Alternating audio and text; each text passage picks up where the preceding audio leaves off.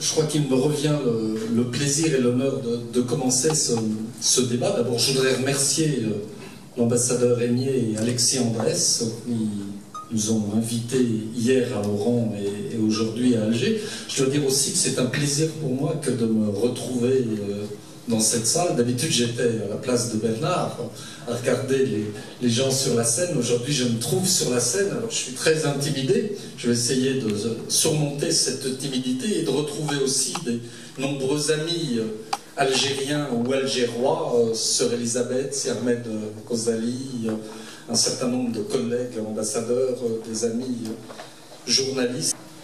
Et donc je vais peut-être vous dire quelques mots en introduction, parce que nous avons écrit, comme l'a rappelé l'ambassadeur, nous avons écrit ce livre qui s'appelle 4 nuances de France.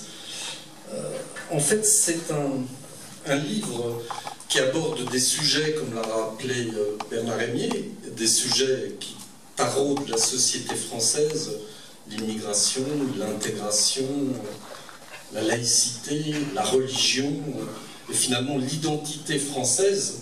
Donc c'est un livre surtout sur l'identité française, sur la République, qu'est-ce qu'être citoyen aujourd'hui. Et je vais, si vous voulez, si vous me le permettez, dire trois choses. D'abord, quelle est la genèse de ce livre, parce que je suis à l'origine de ce livre.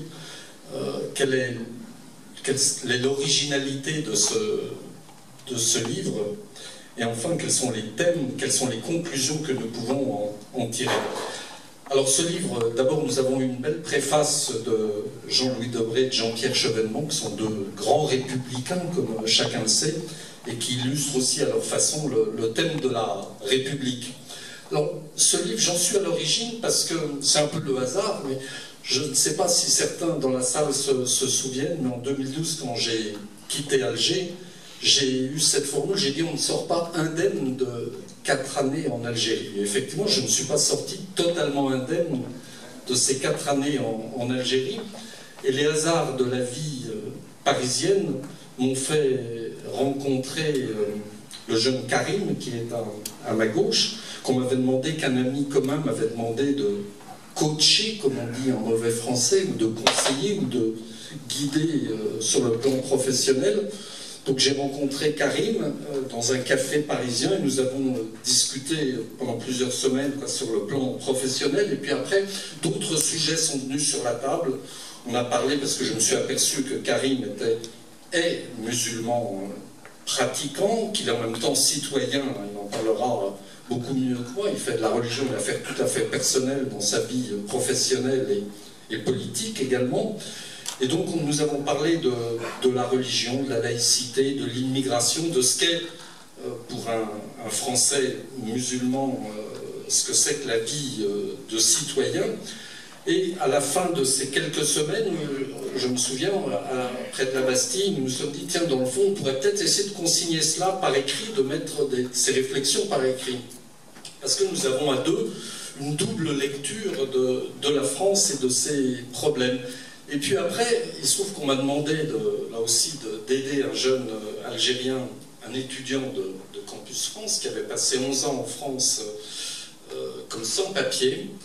Et je me suis dit, tiens, si on associait cet Algérien sans-papier à cette réflexion, ce serait un troisième regard, une troisième grille de lecture sur la société française.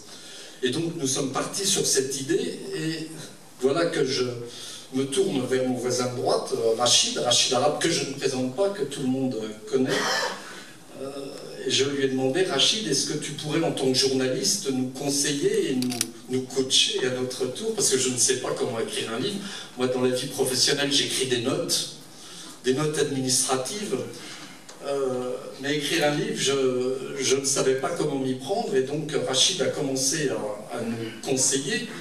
Et puis finalement, il est devenu, au départ, il était passager clandestin, c'est-à-dire il était chargé de nous interviewer. Et très rapidement, les thématiques abordées l'ont, j'allais dire, enthousiasmé, quoi, il le dira.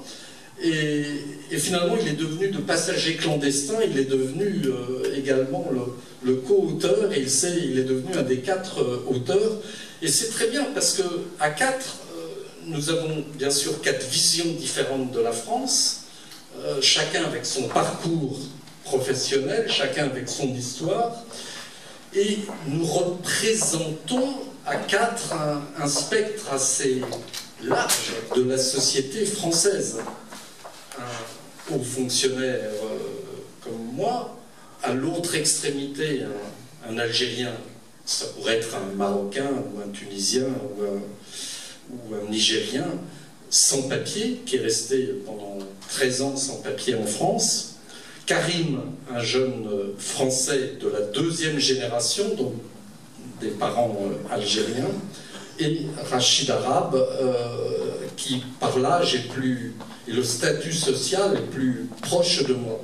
Donc quatre visions différentes de la France, mais en même temps, il y a, je crois, chez tous les 4, un amour, bien sûr, partagé pour la France et pour la République. Et il y a aussi en fond de tableau, vous l'avez compris, en fond de tableau, il y a l'Algérie, puisque chacun a un rapport différent avec l'Algérie. Donc voilà la genèse de ce livre. Nous avons passé un an à Paris et puis dans d'autres endroits à travailler, à rédiger, souvent le samedi ou le dimanche, voilà, selon nos organisations de travail. Et nous sommes arrivés à ce livre. Alors, quelle est l'originalité de ce livre? Encore une fois, je crois que les thématiques abordées, la laïcité, l'islam, l'immigration, ce qu'on appelle l'intégration, etc., sont des sujets qu'il y a des tas de gens savants comme Patrick Veil ou Gilles Kepel ont abordé de manière beaucoup plus scientifique. Mais ce qui est original, c'est que, d'abord, nous avons 4 parcours différents, que rien, je crois absolument rien, dans la France de 2015, de 2016, ne prédisposait à se rencontrer. Un ambassadeur et un sans-papier, un journaliste qui était membre du CSA à l'époque et un jeune comme Karim. Et finalement, nous nous sommes rencontrés, nous nous sommes parlé, nous nous sommes écoutés, nous avons respecté ce que l'autre disait et nous avons dialogué ensemble pendant ces quelques mois. Nous avons, autre originalité, je disais 4 parcours totalement différents. D'abord, nous avons chacun un rapport différent à l'identité française ou à la nationalité. Moi, je suis français, comme on dit, de souche, de toujours, en tout cas, de Champagne et de Picardie par mes parents. Rachid a une relation plus complexe que la mienne à l'identité, à la nationalité française, puisqu'il est né chez Sœur Élisabeth, à Fort-National à l'époque. Donc il est né français en 1955, devenu algérien en 1962, resté algérien entre 62 et 92, ce qui ne l'a pas empêché de travailler à la télévision. C'était pas l'ORTF, c'était Antenne 2 à l'époque. Et réintégré dans la nationalité française en 1992. Et à ma connaissance, il n'a pas de passeport algérien, donc quand il vient en Algérie, il vient avec un passeport français et un visa délivré par le consulat d'Algérie. Donc vous voyez, c'est un rapport plus compliqué que le mien à la nationalité.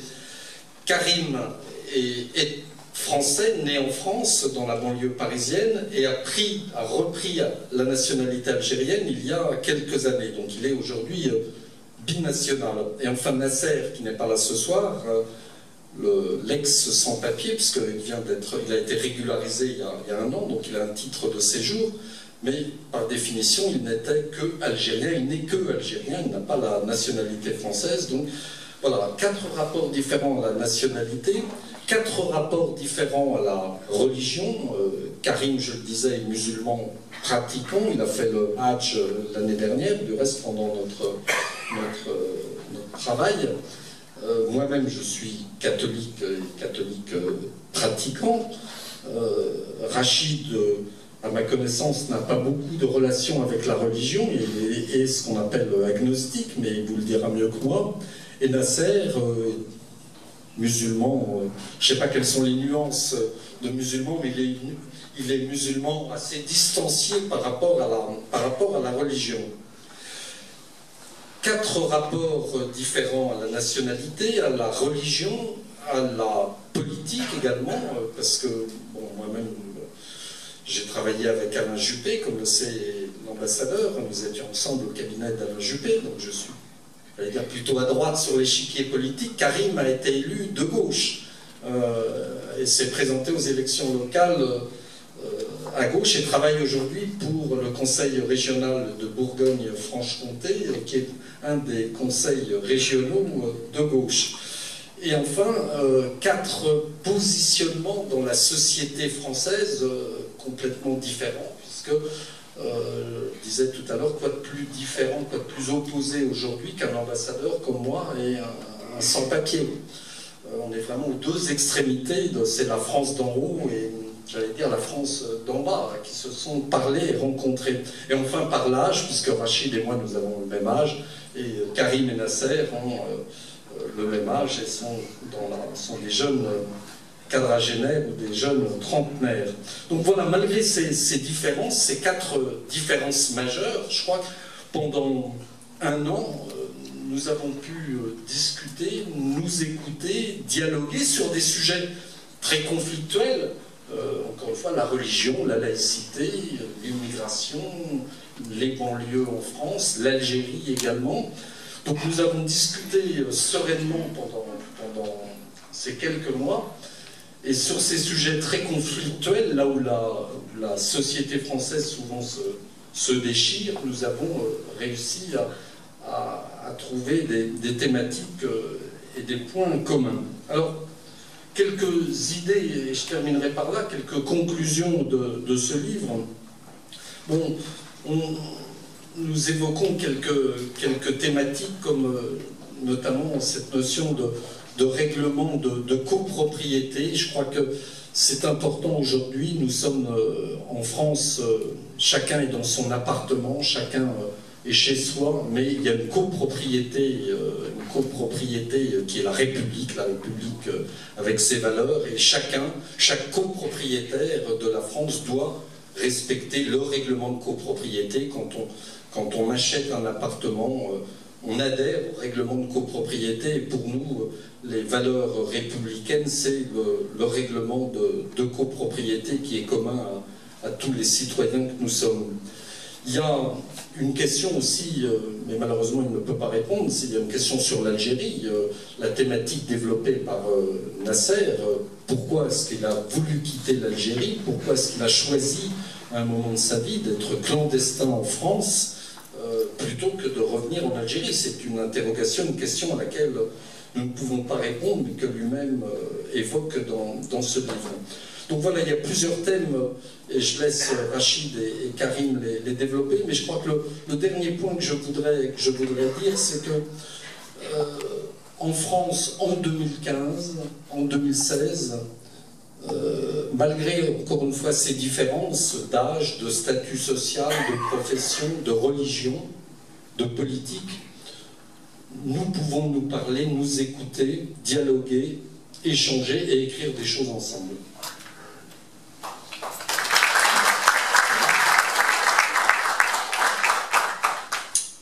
Il est d'usage de remercier, et je vais respecter l'usage, mais je vais vous faire une confidence. J'avais cru avoir l'habitude de m'exprimer en public sans émotion, et pourtant je suis ému ce soir. Je vais vous dire tout à l'heure pourquoi, mais je suis sûr que vous l'avez déjà compris. Les remerciements, le premier d'entre eux sera à Xavier. Cet homme a réalisé un miracle. Ce livre est un miracle. Il a trop de modestie pour dire l'engagement dans lequel il s'est parfois peut-être fourvoyé, non, en fait engagé. Je le remercie d'avoir eu cette idée, d'avoir su réunir des parcours aussi différents. Je te remercie aussi, monsieur l'ambassadeur, parce que nous sommes ici grâce à l'Institut français, et je trouve très utile. Nous étions à Oran il y a 2 jours, toujours grâce à l'Institut français, et à Oran faire une rencontre exceptionnelle avec un certain nombre d'Algériens ou de Franco-Algériens, et j'espère que la soirée d'aujourd'hui sera du même niveau, monsieur l'ambassadeur. C'était un niveau d'humanité, d'intelligence et d'écoute rare. Remercie également Sidi Ahmed Ghazali, que j'ai connu et rencontré dans d'autres circonstances, remercier aussi l'ambassadeur du Maroc. Je suis très attaché à votre pays, et vous le savez. Et remercier l'assistance aussi, parce que je sais que celles et ceux qui viennent aujourd'hui, même s'il y a des cousines parmi elles, celles et ceux qui ont fait le temps de se déplacer jusqu'à nous, viennent peut-être entendre quelque chose qui les rassurera ou qui les fera réfléchir. Je tiens à vous dire auparavant, avant de vous dire quelques mots sur le livre et l'aventure, que moi j'attends autant de vous ce soir que vous attendez peut-être de nous. Dans ce genre d'exercice, et même quand j'étais journaliste à la télévision, où on croit que la parole vient d'en haut et est adressée vers le bas, ce que j'ai appris à la télévision, et notamment dans la dernière émission que je faisais, qui s'appelait J'ai rendez-vous avec vous, qui était une émission qui se faisait avec les citoyens dans la rue tous les dimanches, j'ai appris qu'il faut beaucoup écouter les autres pour commencer à se forger, non pas une opinion, mais un début de point de vue. Les points de vue, c'est justement toute la force de ce livre. Nous n'avons pas cherché, ce n'est pas un débat comme il en existe sur beaucoup de plateaux de télévision, où vous avez 4 débatteurs qui de toute façon au début ne sont pas d'accord et ne seront toujours pas d'accord à la fin. Il ne s'agissait pas de nous confronter, il s'agissait de nous compléter. Xavier a rappelé à quel point nos parcours sont différents, et pourtant ce sont des parallèles qui se rejoignent non pas à l'infini mais en Algérie. L'Algérie, c'est le fond de décor de ce livre, parce que l'on sait à quel point les relations entre l'Algérie et la France sont... je ne sais même plus comment les qualifier, je les ai qualifiés à une époque de géologique, on peut chercher tous les termes possibles et imaginables, et j'ai la prétention, parce que Xavier m'a vieilli un petit peu, je suis un tout petit peu plus jeune que lui, pardon Xavier, j'ai un an de moins que toi, c'est ma coquetterie, j'y ai droit. J'ai donc à l'âge de 60 ans l'impression d'avoir, ou de commencer à trouver l'équilibre entre mes deux pays. J'ai écrit dans le livre que l'Algérie est mon inné et la France est mon acquis. Et il m'a fallu près de 60 ans pour trouver, non pas la vérité, mais trouver ce qui était constitutif de ma naissance en Algérie, ce dont j'ai pu bénéficier au sens honnête du terme grâce à la République française. Et aujourd'hui, je suis dans une phase où, ayant à peu près atteint l'équilibre entre mes deux pays, je me demande si des gens comme moi ne doivent pas aussi se retourner vers le pays natal et essayer de trouver les voies de coopération les plus intelligentes possibles, notamment dans la question de l'audiovisuel qui m'est chère, et vous le savez, monsieur l'ambassadeur, j'essaye d'œuvrer dans ce sens-là. J'en viens au livre en trois mots, parce que je préférerais vraiment ensuite écouter vos questions et essayer de vous répondre. Ce livre que j'ai qualifié de miraculeux, j'en suis pas revenu moi-même parce que je craignais qu'un livre collectif soit quelque chose de difficilement lisible, ou que ce soit des avis juxtaposés. Et en fait, il y a une sorte de magie qui s'est produite pendant la rédaction, d'une façon assez irréelle. Nos styles se sont rapprochés, rassemblés, et ça se lit, je fais l'article, ça se lit facilement parce que le style est un style direct, au sens où nous disons nos points de vue, nos angles de vue, mais que vous verrez, si vous avez la possibilité de le lire, à quel point ça n'est pas une thèse. C'est une réflexion, un échange. Nous n'avons pas voulu, sur les questions essentielles que les deux ambassadeurs ont rappelées, sur les questions essentielles pour la France et pour l'Algérie. Les questions dont on parle sont essentielles pour les deux pays. Mais c'est vrai que pour le pays dans lequel je vis, ces questions sont déterminantes, et notamment en cette année pré-présidentielle, je sais très bien que l'essentiel du débat politique en France tournera autour de l'identité. Et j'essaye de prouver, comme j'ai essayé de le prouver pendant mes 30 ans de carrière audiovisuelle, que cette identité se compose au jour le jour par la volonté des hommes et des femmes, par leur comportement, leur attitude. J'ai essayé depuis ma naissance en Kabylie, avec les préceptes que m'a apporté ma grand-mère dans la montagne du Djurdjura, d'être un homme droit, de toujours être respectueux. C'est ce qui expliquera, on y reviendra, mon positionnement vis-à-vis de l'identité au sens administratif du terme. J'y reviendrai, si vous le souhaitez, sur la question de la double nationalité. Cette identité, je l'ai construite au fur et à mesure, et ce livre a été pour moi un révélateur. Je pensais effectivement n'être qu'un technicien qui mettait un peu en musique le travail qui avait été préparé par Xavier. Je me suis rendu compte que j'en étais un acteur intégralement intégrée. Intégrer, c'est aussi une des questions dont on parlera tout à l'heure. Vous verrez qu'il y a eu des débats sur nous, c'est la fameuse notion d'intégration. Bref, ce livre ouvre beaucoup de voies. Il a un mérite exceptionnel, c'est qu'il ne cherche pas à apporter des réponses et des solutions toutes faites. Je crois que les réponses, les solutions, nous les avons chacun en nous. Et pour répondre et pour conclure à l'interrogation de M. l'ambassadeur, nous espérons très fortement, des contacts ont été pris, que ce livre soit édité en Algérie. Donc je ne veux pas vendre la peau de l'ours avant, etc. Mais j'espère fortement que ce livre sera également partagé par le public algérien.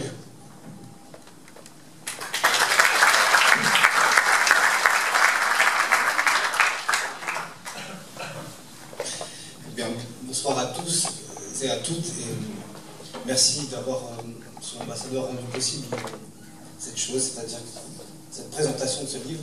Merci à toutes les personnalités qui ont pu faire le déplacement et à toutes les personnes qui nous montrent un intérêt à nous, mais pas seulement, aux messages qui sont dans ce livre, d'avoir pu faire le déplacement ce soir, d'être là. Pour moi, c'est très important. Je ne pense pas avoir jamais participé en tant qu'intervenant dans une conférence avec un tel parterre et surtout avec tant d'enjeux sur le fond, des enjeux qui sont pour moi des enjeux politiques. Et je suis très, très ému de le faire ici en Algérie. Puisque ça faisait partie au début de notre aventure d'un des rêves de pouvoir venir parler de cette aventure-là qu'on a eue et des messages qu'on veut faire passer en Algérie. Donc c'est pour nous un voyage dans le voyage, et puis le fait que vous soyez tous là, ça nous rassure dans cette vision qu'on avait eue au départ, qu'il fallait traverser la Méditerranée pour en parler. Alors, quelle est ma contribution dans ce livre? Eh bien, c'est que je ne suis personne à la base. Je suis juste un Français de la deuxième génération, né dans un quartier populaire de la grande couronne parisienne, et que rien ne prédisposait à être assis à côté de Rachid Arabe et de Xavier Driancourt pour parler de lui et de sa vision des choses. Et c'est ça le miracle, à mon avis. Je retiendrai ta formule, cher Rachid. Le miracle de ce livre, c'est que je sois là, déjà en tant que tel. Je suis partisan de l'exemple par la preuve, et je suis la preuve que ce genre de choses est possible. Je vais quand même compléter ce qui a été dit sur ce que sont les principaux messages de ce livre, pas sur sa genèse, parce que ça a été très bien dit, et ça suffit, sur les principaux messages de ce livre et sur ma valeur ajoutée à moi, sinon j'aurais juste eu à photocopier des pages et vous les envoyer.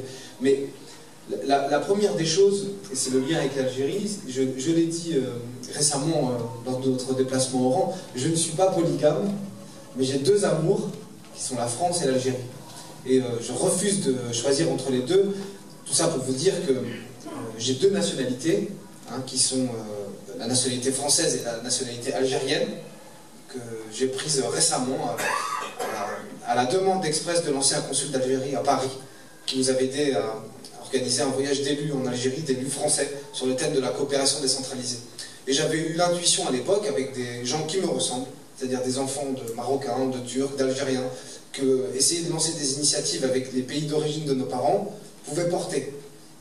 Et c'est la même intuition qui m'a amené à participer à cette aventure avec Xavier et Rachid et Nasser, et qui me permet non seulement de parler d'Algérie à la France, c'est ce qu'on a fait pendant quasiment un semestre, et de parler de la France en Algérie.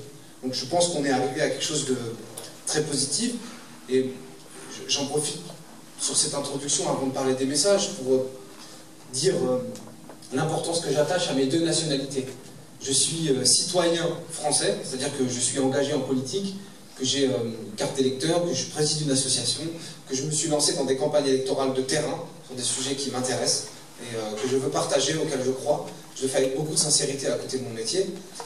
Et je suis aussi national d'Algérie, mais je ne suis pas citoyen algérien.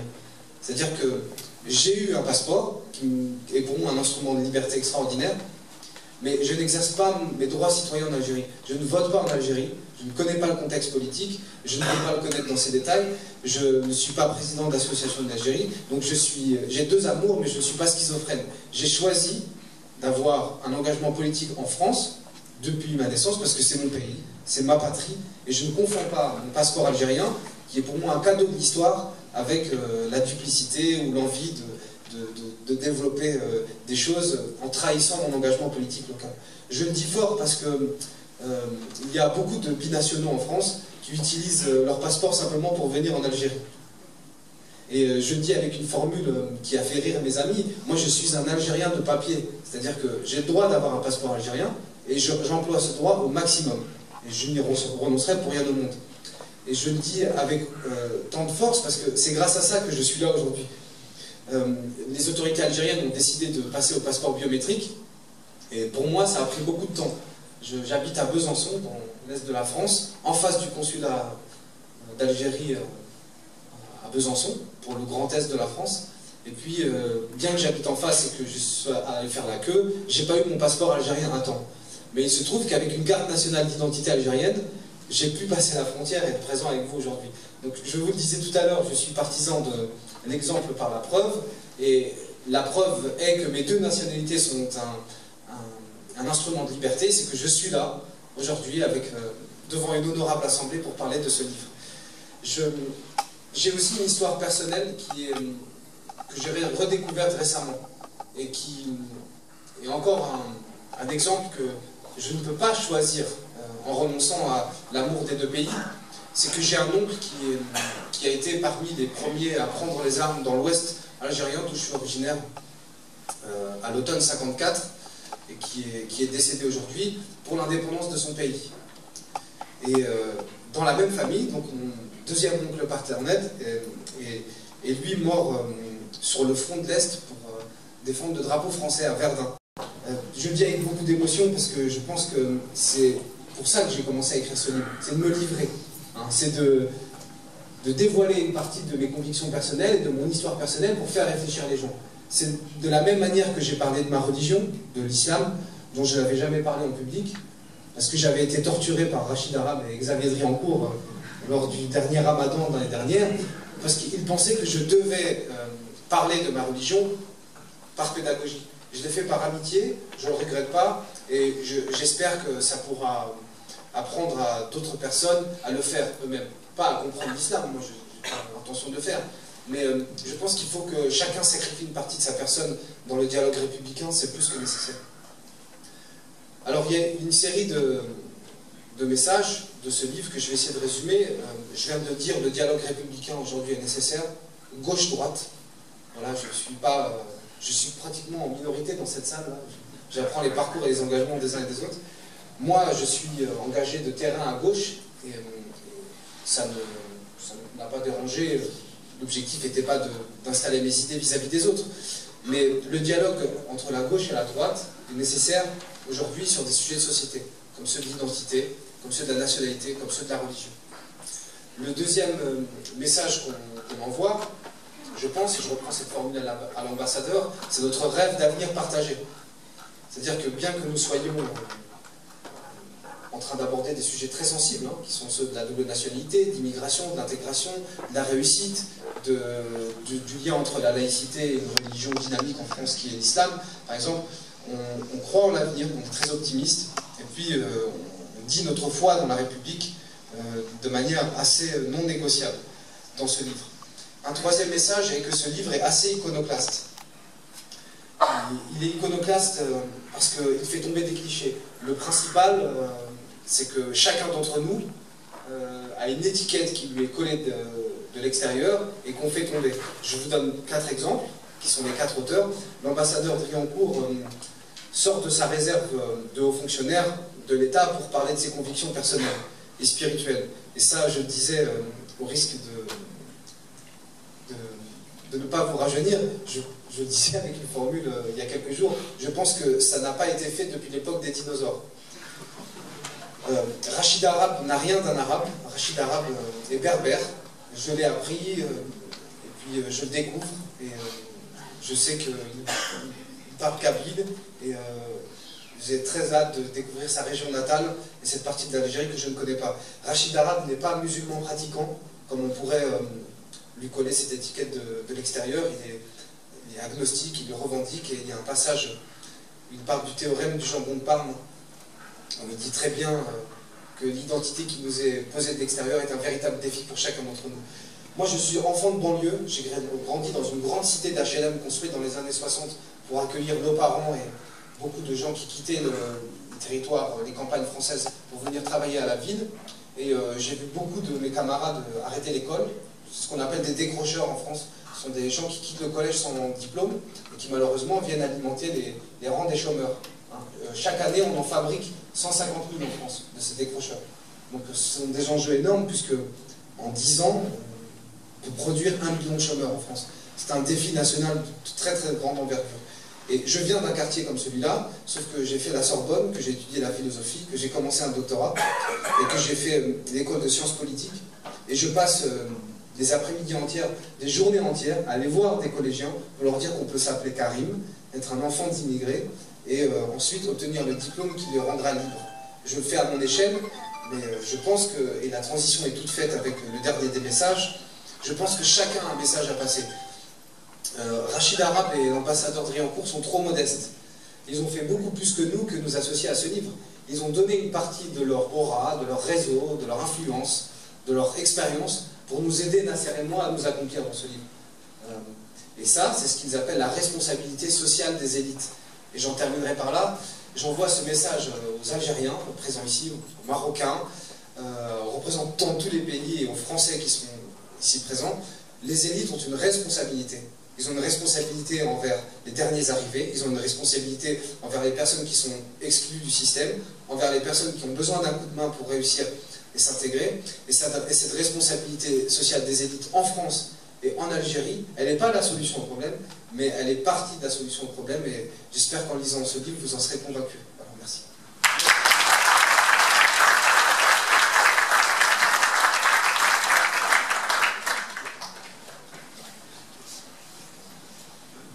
Donc je vais prendre le rôle de modérateur, faire aussi dans la schizophrénie, moi aussi, mais je me soigne.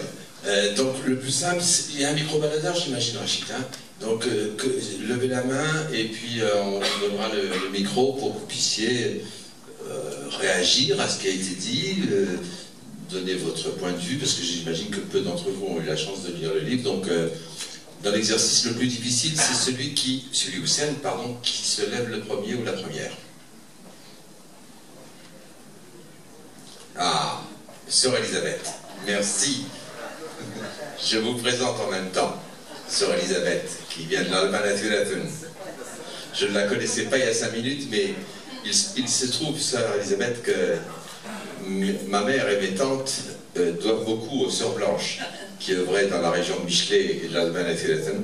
Elles m'en parlent encore. Et je ne vous l'ai pas dit, mais un jour, lors d'un de mes voyages, j'ai rencontré au Canada une sœur blanche, Sœur Marie, qui connaissait ma maman, qui avait travaillé avec ma grand-mère, et pour vous dire à quel point je suis très sensible à ce que vous avez apporté également à ce pays. Je vous écoute, on vous écoute. Je suis peut-être la première qui a lu le livre, ça fait déjà un moment, tout de suite après l'apparition. J'en étais éblouie, parce qu'il tombe tout juste dans ce qui torture nos pays en Europe. C'est cohabitation entre plusieurs personnes, plusieurs cultures, plusieurs individus. Et je l'ai lu vraiment avec beaucoup d'amour. Et aussi, j'ai souhaité avoir ce même livre pour mon pays à moi, pour l'Allemagne.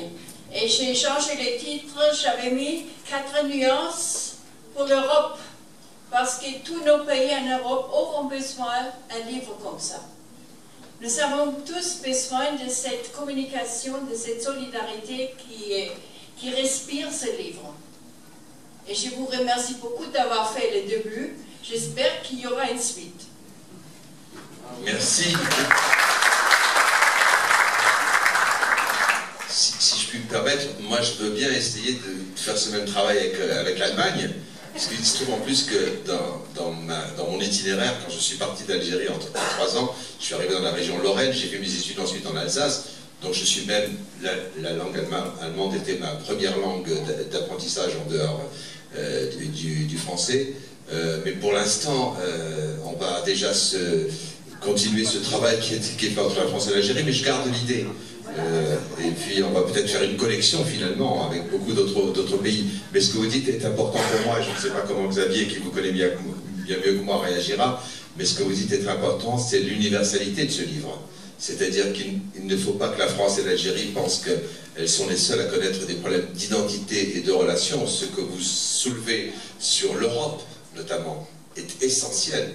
Nous voyons bien à quel point les dernières élections dans un certain nombre de pays d'Europe montrent qu'il y a une nouvelle fracture extrêmement importante. Je ne veux pas faire de politique, mais je pense que c'est à ça que vous pensiez. De même que j'ai la conviction, moi, que l'Algérie a une part d'africanité qui n'est pas encore suffisamment mise en valeur et connue. J'ai participé récemment à Bordeaux à un colloque que j'animais tout en étant une nouvelle fois dans la schizophrénie de devoir donner mon avis, à un colloque sur les diasporas africaines en France. Et j'ai été étonné que dans les diasporas, on retrouve surtout des pays subsahariens, et j'ai fait remarquer aux organisateurs que les Marocains ont une diaspora, que les Algériens ont une diaspora, que les Italiens ont une diaspora. Donc je retiens l'idée. Xavier, je ne sais pas si tu peux... Je vous donne la parole ensuite, mademoiselle ou madame.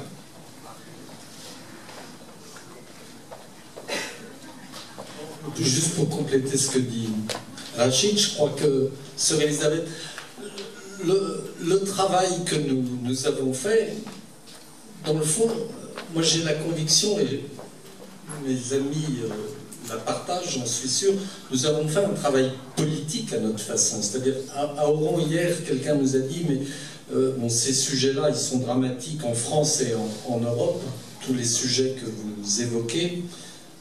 Mais effectivement, nous avons répondu qu'ils sont peut-être un peu diabolisés parfois, ces sujets-là, qu'ils sont surestimés. Alors certes, il ne faut pas être complètement angélique, mais en même temps, à nous quatre, et encore une fois avec des parcours que rien, mais absolument rien ne prédisposait à se croiser dans la société française parisienne d'aujourd'hui, nous avons fait un travail très politique, avec un message très politique dans le fond, mais sereinement, calmement, dans l'amitié et vraiment avec une sincérité religieuse pour certains et laïque pour d'autres. Mais je crois 4 regards, 4 nuances, 4 lectures de la France, de la République et de la société, avec nos différences, mais beaucoup de points communs.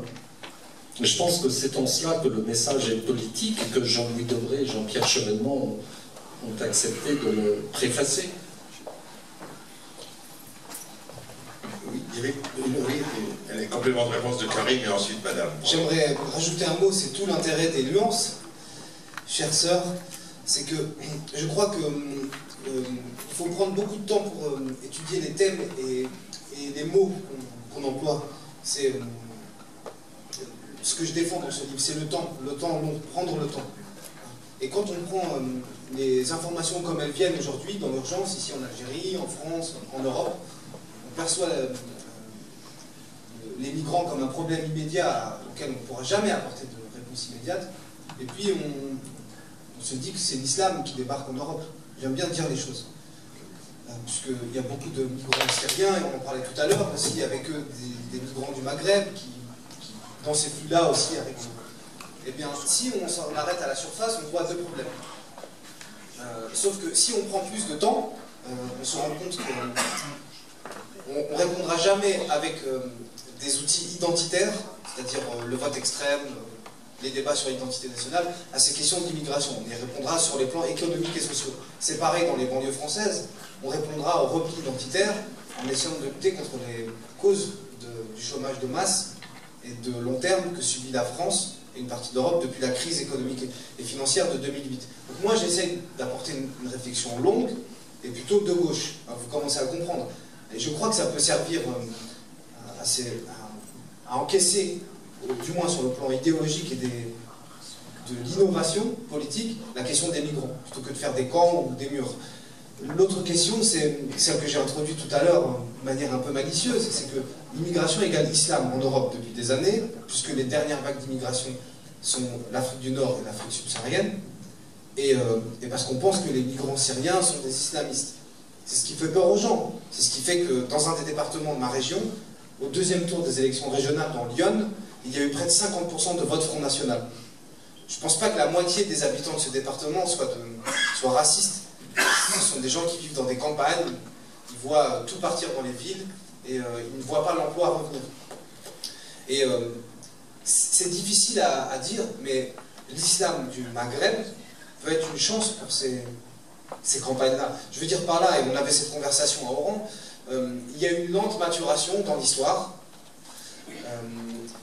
de l'arrivée de l'islam au Maghreb, qui est un islam plutôt symbolique, un islam pas trop littéraliste. C'est pas l'islam qui est parti de l'Arabie Saoudite au XVIIIe siècle et qui est venu envahir et l'Afrique du Nord et les banlieues françaises. C'est un islam plutôt d'interprétation symbolique du Coran, avec plus de liberté. Et je crois que cet islam-là, qui s'amalgame à mon avis très bien à l'Europe, c'est plutôt un islam des Lumières, est plutôt une chance. Donc c'est vrai que si on dit, bon, bah, y a des migrants, du chômage et des musulmans, c'est pas du tout ce que je viens de dire. Donc, et dans le livre, je le dis, je suis partisan qu'on prenne le temps d'expliquer les choses, de choisir nos mots. Madame, si je peux vous demander juste de vous présenter. Bien sûr. Bonsoir, c'est Samira Hadjama, je suis journaliste pour TSA, tout sur l'Algérie. En fait, j'ai deux questions. La première pour M. Bouhassoun et une seconde pour vous, M. Arap. Monsieur Bouhassoun, tout à l'heure, vous avez dit que chaque année, il y avait 150 000 décrocheurs et que dans votre département, et que vous faisiez partie des gens qui ont réussi. Je voudrais savoir combien il y en a exactement, comme vous, par an. Si vous avez une estimation, ou si vous en connaissez beaucoup. Pour M. Arap, je voudrais savoir si vous pouvez vous exprimer sur l'affaire Benzema. Merci. On va commencer par la première question, comme ça j'aurai le temps de réfléchir. Agile, tu as perdu la main, tu n'es plus modérateur. Il y a un autre journaliste. Merci. Moi, je vous interromps. J'ai dit que je suis un journaliste repenti, donc oui. C'est un début de réponse à la question que vous posez. Oui, il y a 150 000 décrocheurs en France, ce sont les statistiques en France, pas dans mon département. Hein? Voilà, donc il y a l'enseignement secondaire qui se termine au lycée, et avant d'aller au lycée, comme ici, on va au collège, on a un brevet des collèges. Et les statistiques comptabilisent les jeunes qui quittent le système scolaire avant, donc à peu près à l'âge de 15-16 ans, sans aucun diplôme. Il y en a qui, après avoir été décrocheurs, réussissent, mais c'est une portion très très étroite. Ça fait beaucoup de jeunes. Et on a des dispositifs en France qui s'appellent les ZEP, les zones d'éducation prioritaire. Maintenant, les REP+, qui sont l'objectif de réduire le nombre de collégiens par classe pour assurer un meilleur suivi. C'est pas encore Harvard, mais l'idée, c'est de donner plus de moyens pour la réussite. Donc, l'État s'est saisi de la question, mais ça continue. C'est une hémorragie qui est une bombe à retardement pour moi, sociale. Et par contre, je ne saurais pas vous dire le nombre de personnes qui ont réussi. Mais si l'un d'entre eux arrive à être ici, à l'Institut français d'Alger, devant des ambassadeurs, devant des journalistes, et à venir faire parler cette cause, c'est déjà pas mal. Je vais vous donner l'exemple de mon immeuble. Dans l'étage du dessous, il y a Amal Etayeb, qui est d'origine marocaine, qui est une brillante avocate d'affaires de la scène parisienne, et qui a fait ce collège, mais qui ne vient pas encore intervenir dans ce collège. Alors, mais j'y travaille pour faire en sorte que, par l'exemple, on puisse donner de l'espoir à ces jeunes, comme Xavier et Rachid Lefond à La Rochelle. Et ma voisine du dessus s'appelle, elle est d'origine tunisienne, elle s'appelle Faten Idri, elle est vice-présidente du Conseil régional d'Île-de-France, et puis elle a monté son cabinet d'avocat d'affaires. Donc vous voyez, on vient du même immeuble, du même palier, on est d'origine marocaine, algérienne, tunisienne, et on arrive tous à notre manière à réussir. Donc ce genre d'anonymes qui ont réussi à faire des grandes écoles ou pas, qui ont des parcours accidentés, qui réussissent, il y en a des milliers, des dizaines de milliers, peut-être des centaines de milliers en France. Et tout l'objectif, c'est de leur faire entendre aussi à eux, hein, qui sont des gens de ma génération, des trentenaires, qu'ils ont aussi une responsabilité, qu'ils doivent se réengager envers ces jeunes. J'aurais pu le faire plus long pour que j'ai le temps de réfléchir encore un peu. Non. D'abord, vous saluerez Lounas à l'occasion. Mercredi après-midi, avant de prendre, préparant mes bagages pour venir en Algérie, j'étais chez moi, j'ai réglé quelques dossiers administratifs et j'ai laissé la télévision allumée sur BFM TV. Et toute l'après-midi, alors que la France était en train de prendre l'eau, l'affaire Benzema était devenue une affaire nationale. Je vais essayer de vous donner mon sentiment de journaliste repenti, comme je dis, je reste journaliste au fond de moi, ça a été 30 ans de ma vie, mais je me pose beaucoup de questions sur le fonctionnement médiatique, et notamment sur le fonctionnement médiatique, sur les questions que nous évoquons, c'est-à-dire laïcité, intégration, immigration, etc., sur la responsabilité. Et quand je dis responsabilité, je n'y mets pas d'effet accusatoire, mais la responsabilité au sens engagement des médias sur ces grandes questions, parce que les médias, selon moi, en tout cas c'est comme ça que j'ai exercé mon métier pendant 30 ans, ont une responsabilité sociale, c'est celle d'être le plus honnête possible et de participer à la composition de l'opinion publique.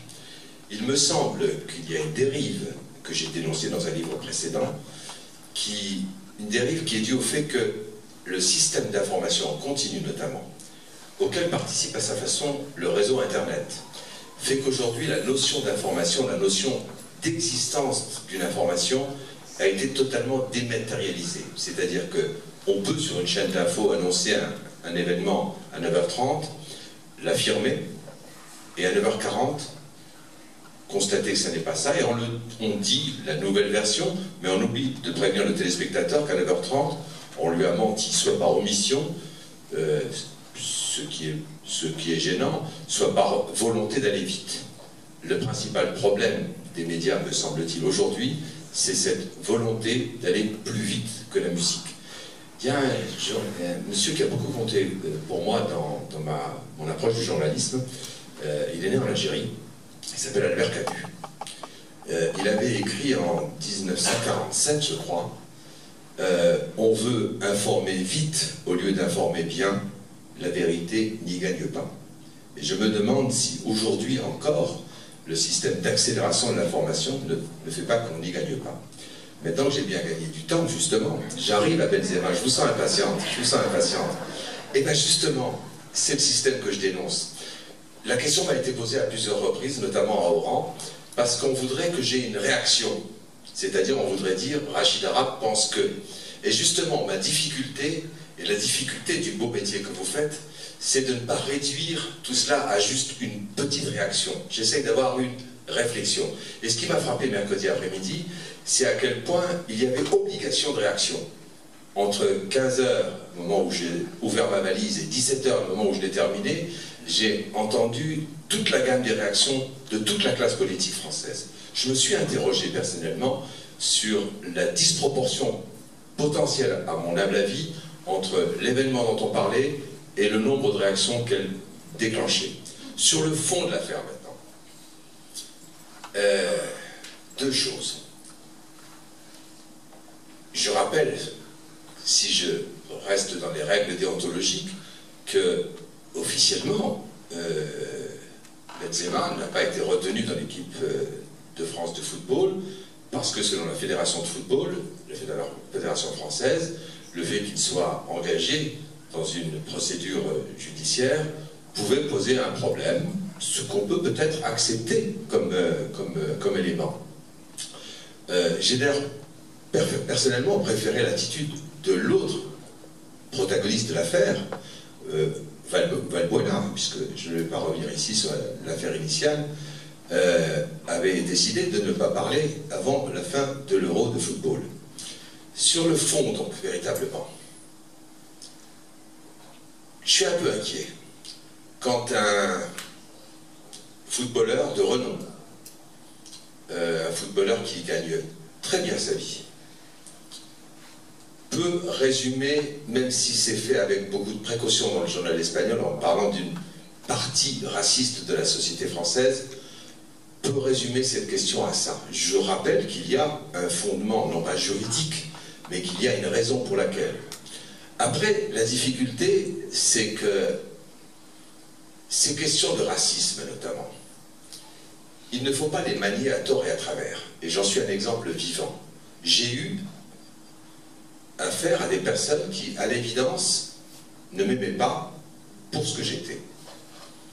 Plutôt que de m'engager dans un bras de fer avec eux ou elles, j'ai essayé de leur montrer, un, le respect que j'avais pour elles, de leur montrer, deux, à quel point je n'étais pas une sous-race, et de leur montrer que nous étions d'égaux à égaux. C'était toujours été ma façon de répondre au racisme. Je me demande si la réponse de Karim Benzema est tout à fait à la hauteur de cette réflexion. Troisième et dernier élément, j'essaie de me mettre à la place de jeunes Français et de jeunes Françaises d'origine algérienne ou marocaine d'ailleurs, qui entendent une personnalité aussi en vue que Karim Benzema dire « je n'ai pas réussi jusqu'au bout parce que je suis algérien ». Ça me fait peur. Et je me demande si pour des tas de jeunes gens qui sont loin de la réussite que vous évoquiez avec Karim, cet effet ne peut pas être dévastateur. J'ai essayé de ne pas lui faire une réponse brutale. J'ai essayé de montrer à quel point il y a toujours nécessité de nuances. Simplement, et c'est peut-être pour ça qu'aujourd'hui je ne veux plus faire de la télévision comme je l'ai fait pendant 30 ans, non pas que je fasse un mea culpa, mais le système d'information a profondément changé. Et c'est en ça que, je le disais tout à l'heure, j'ai le sentiment que sur la question de l'audiovisuel, l'information, à l'heure où Internet permet tout, et souvent n'importe quoi, il me semble que chaque pays, que ce soit l'Algérie ou la France, doit continuer d'essayer, et je vais mesurer mes mots parce que je ne veux pas être vécu comme un censeur, mais d'essayer de maîtriser l'information du pays pour que l'identité du pays continue d'être véhiculée par les journalistes et ceux qui travaillent à l'édification de l'opinion. Il y a en ce moment, me semble-t-il, un risque grave de dérive qui, je ne saurais pas qui est l'œuf et qui est la poule, mais dans le contexte français et européen qu'évoquait Sœur Elisabeth, de monter d'une forme de nationalisme, d'intégrisme, voire de xénophobie. Il y a une complicité volontaire ou non, je pèse mes mots, d'une partie des médias qui, à force de vouloir aller dans le sens de l'opinion, de ce qu'elle croit être le sens de l'opinion, finissent par produire des dégâts importants.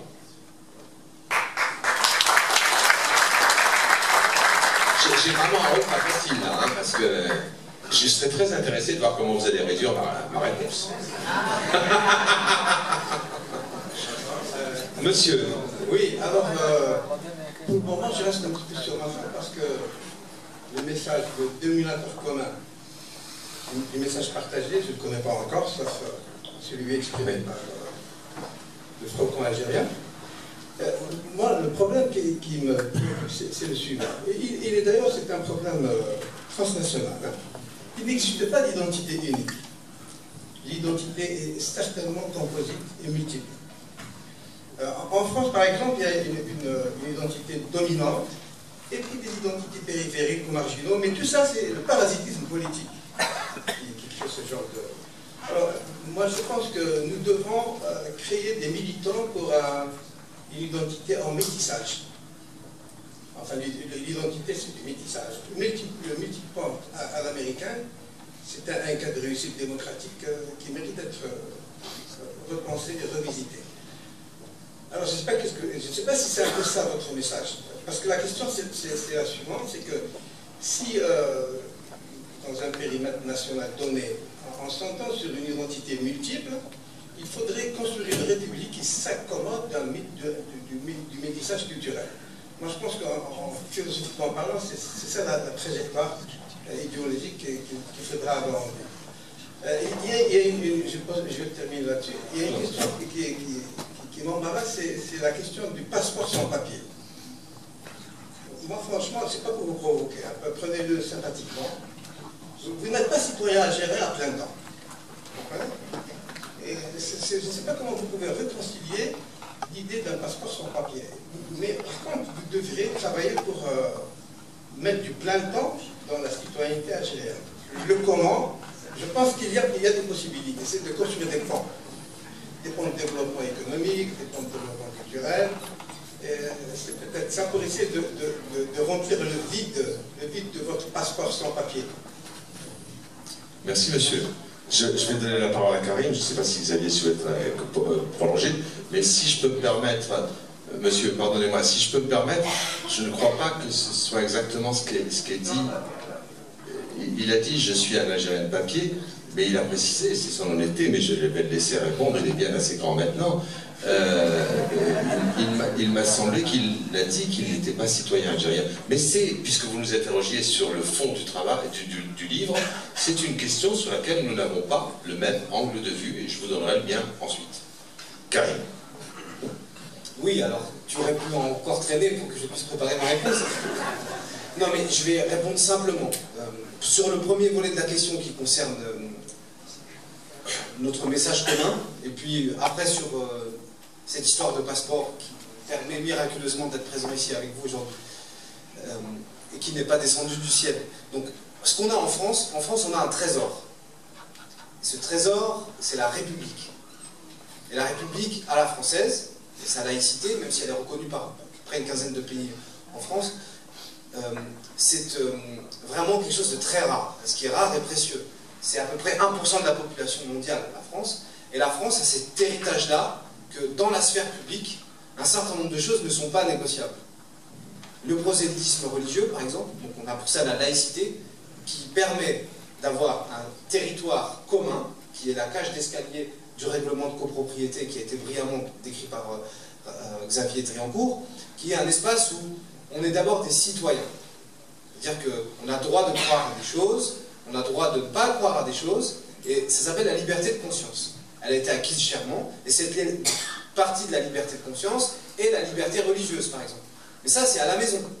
C'est-à-dire qu'on peut être croyant ou pas, pratiquant à 10%, 20%, 200%, ou pas pratiquant du tout, ou choisir son culte à la maison. Ça, c'est un des aspects de ce trésor.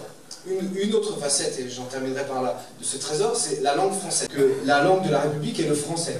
Donc, ça nous réunit.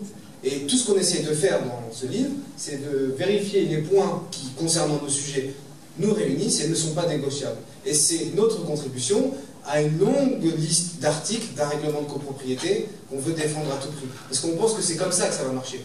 Que, je sais pas moi, l'agriculture, le fromage, l'église, l'euro de football, tout ça, c'est partie de la recette du gâteau, mais le gâteau, quand il est cuit et qu'il sort du four, c'est la France, et ça ne doit pas changer. Pour ce qui concerne mes papiers, je ne suis pas citoyen pour partie algérien. Je ne suis pas du tout citoyen algérien. Je dispose de papiers, donc je suis national, mais je n'exerce pas ma citoyenneté algérienne. C'est-à-dire que je ne vais pas voter, je ne vais pas militer, je ne vais pas tracter, je ne paie pas d'impôts en Algérie, je ne participe pas au débat public. Je le fais simplement en France. Et je pense que ça, pour moi, c'est un cadeau qui a été chèrement acquis, et je veux le garder. Voilà, j'en suis très jaloux. Xavier. Je voudrais ajouter un mot à ce qu'a dit Karim. Il y a un chapitre dans le livre auquel j'ai pris beaucoup de plaisir à l'écrire avec Karim. C'est un dialogue entre nous deux, un chapitre qui s'appelle « Parier sur Dieu, miser sur la République ». Alors nous avons un dialogue, Karim et moi, sur la religion, et notamment sur l'islam. Karim redit sa foi de musulman et en même temps sa conception de citoyen de la République française. Et moi je lui réponds en tant qu'à la fois observateur de ces questions-là, simple citoyen, mais aussi en tant que catholique. Et finalement, je lui dis, mais Karim, tu as raison parce que tu fais de ta religion quelque chose de personnel que tu sépares de ton activité publique, militante. C'était la foi, ton islam est quelque chose de familial et de personnel et d'intime. Mais il y a aussi un problème dans la société française, c'est qu'il y a des gens qui ne se comportent pas comme toi et qui n'abordent pas la religion comme toi et qui mettent la religion en priorité avant leur citoyenneté.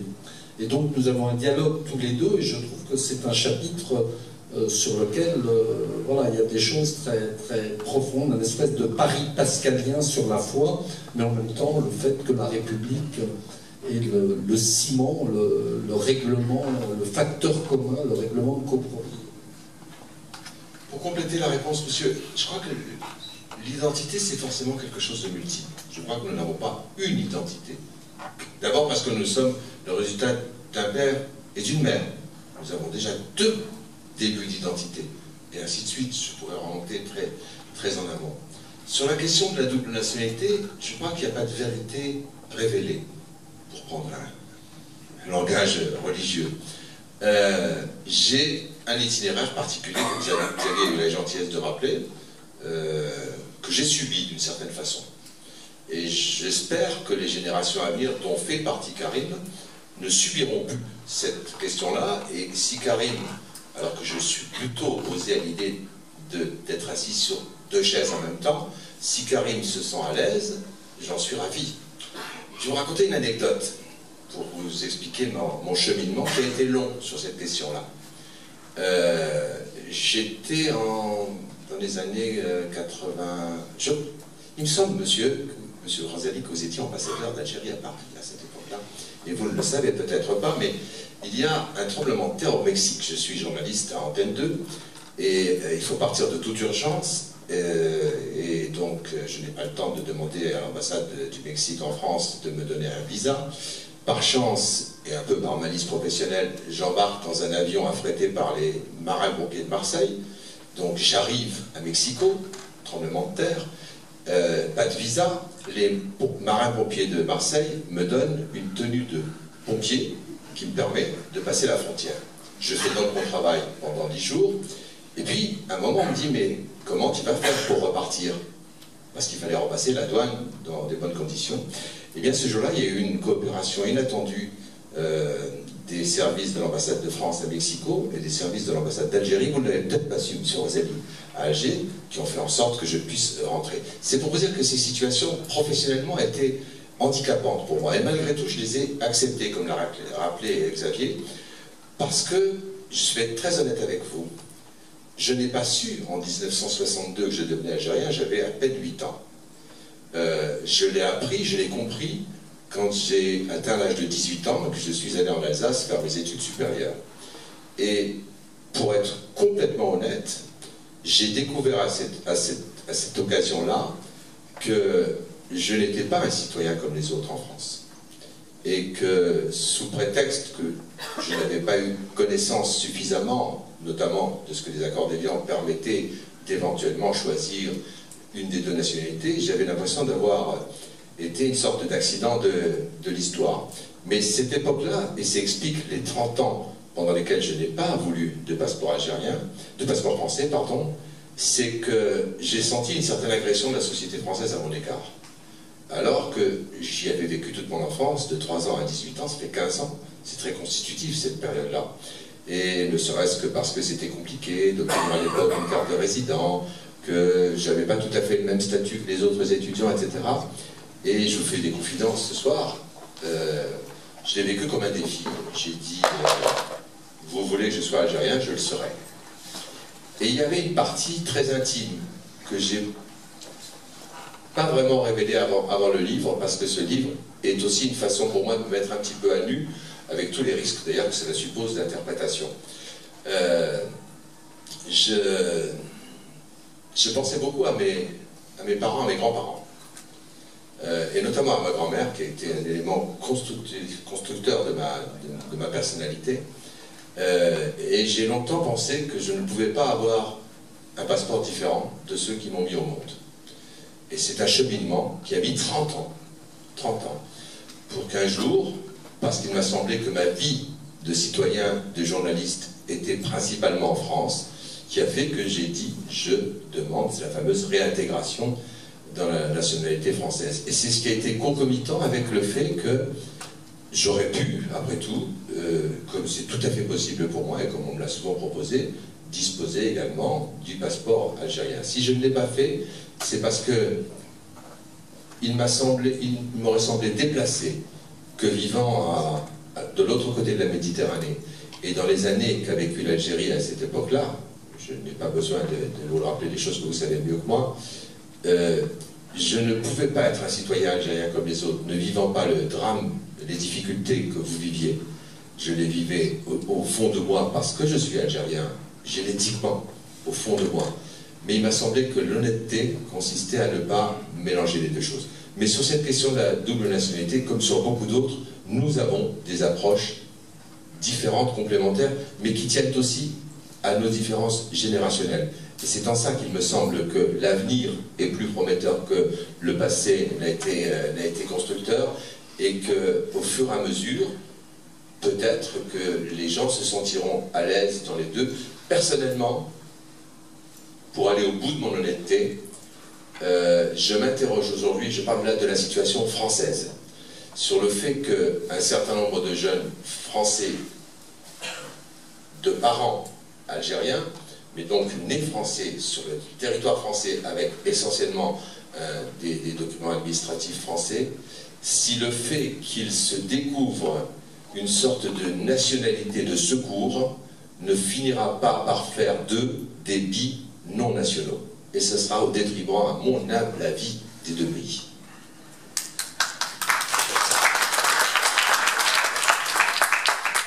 Une autre question? Oui, pardon. Monsieur Hassan Ouali.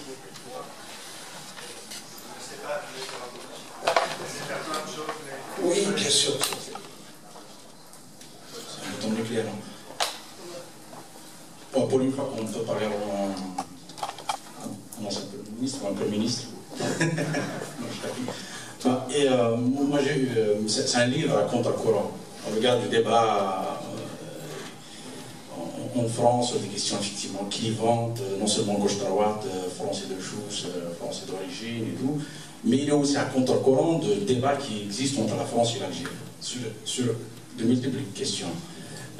Vous, à partir de votre, chacun de vous, à partir de sa position sociale, à partir de sa position en tout cas professionnelle, vous êtes quelque part des passeurs, parce que le livre renvoie aussi à l'Algérie, enfin la première page par la France, la deuxième par de l'Algérie.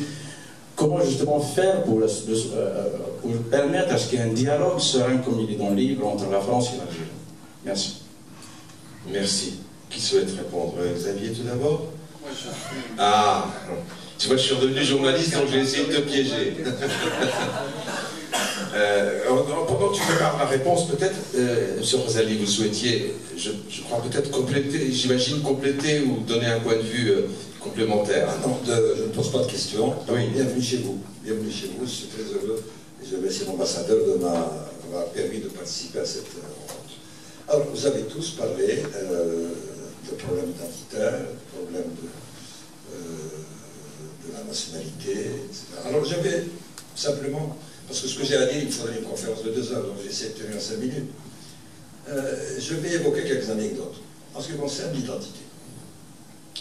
Je me souviens d'un voyage qu'on avait fait avec le président Chedli,